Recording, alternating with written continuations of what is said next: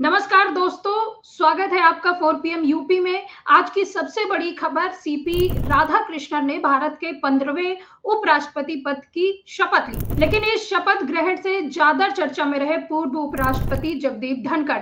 21 जुलाई को हेल्थ कारणों पर इस्तीफा देने के बाद वे पूरे 53 दिन तक सार्वजनिक मंचों से गायब रहे और अचानक आज राधाकृष्णन के शपथ ग्रहण समारोह में वे मुस्कुराते हुए नजर आए। सवाल यह है कि क्या ये मुस्कान उनकी अपनी थी या सत्ता के दबाव में थोप दी गई थी। इसी पर आज हम चर्चा करेंगे और हमारे साथ इस चर्चा पर भाग लेंगे केपी मलिक सर। स्वागत है केपी सर आपका।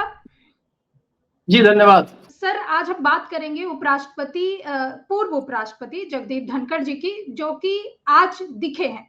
आज 2 महीने बाद वो सबके सामने आए और प्रधानमंत्री और गृह मंत्री भी मौजूद थे वहां पे। और जिस तरह से वो उनका स्वास्थ्य संबंधी कारणों की वजह से उनको इस्तीफा दिलाया गया था, लेकिन आज वो एकदम सही सलामत अपने पैरों में खड़े होकर एकदम अच्छे से मुस्कुराते हुए दिखे। तो क्या इसमें मोदी शाह की कोई रणनीति थी अभी तक उनको छिपाए रखने की? देखिए सुष्मिता, अगर आप देखें, जब से जगदीप धनखड़ जी का इस्तीफा हुआ था तभी से उस पर एक संशय जताया जा रहा था, तभी से एक इस तरह की चर्चाएं चल रही थी कि उनसे जबरदस्ती इस्तीफा लिया गया है। और स्वास्थ्य के कारणों से जिस प्रकार से उन्होंने इस्तीफा दिया उस पर प्रश्न चिन्ह शुरू से ही लग गए थे, क्योंकि उनकी कोई खबर राष्ट्रपति भवन से नहीं आई, कोई तस्वीर नहीं आई और लगातार जो है इस्तीफे की कॉपी डाल दी गई और उसके बाद लगातार चर्चाएं होती रही, लेकिन कहीं नहीं दिखे, ना वो कुछ बोले।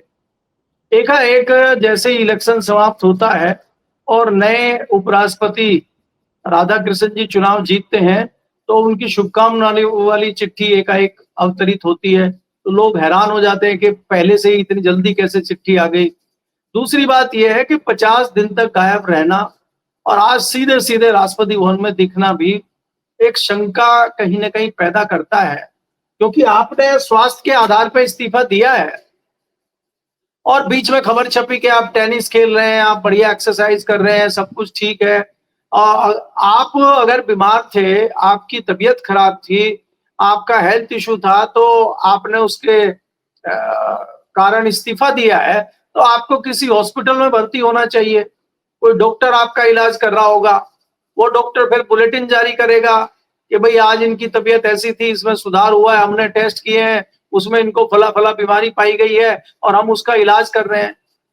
ऐसा कहीं कुछ पिछले 2 महीने में दिखने को नहीं मिला और एकाएक जो है आपका अवतरण हो गया राष्ट्रपति भवन में और वहां भी कोई ऐसी चीजें नहीं दिखाई दी कि भाई आप बीमार हैं।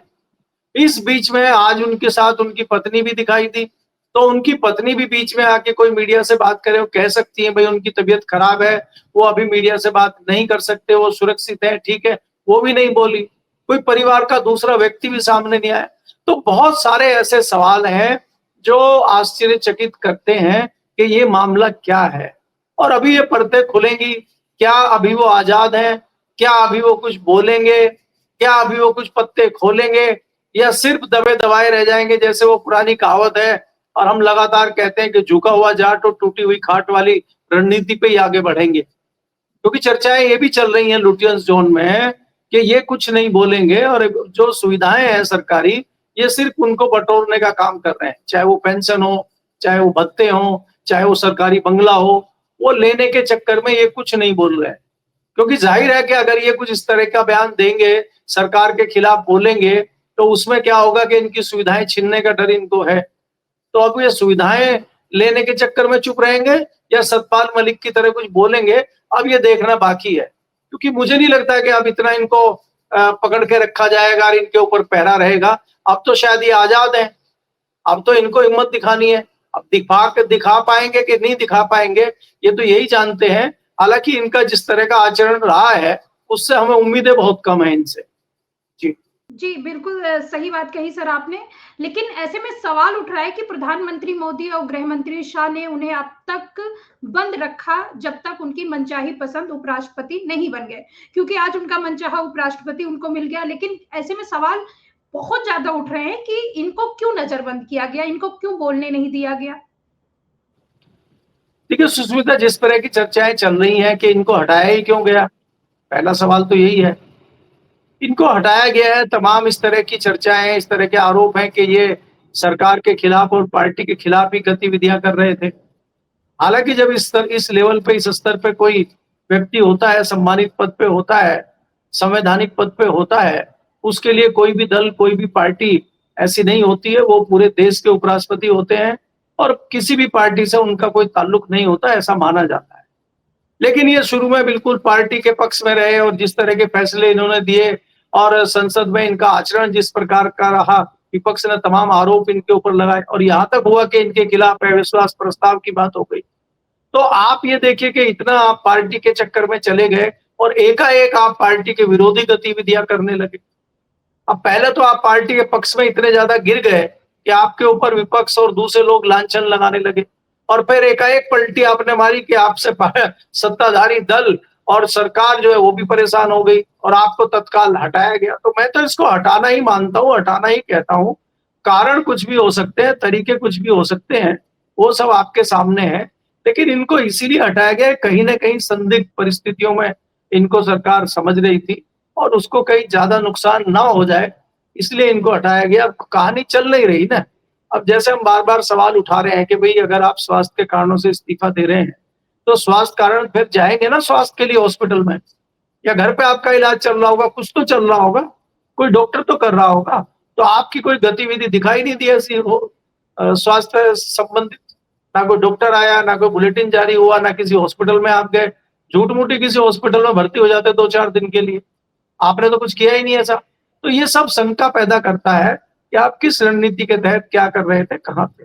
जी जी, बिल्कुल सही कह रहे हैं सर, लेकिन मोदी शाह अपनी राजनीति चालें चलने के लिए संवैधानिक पदों को मैनेज करने से नहीं हिचकिचाते।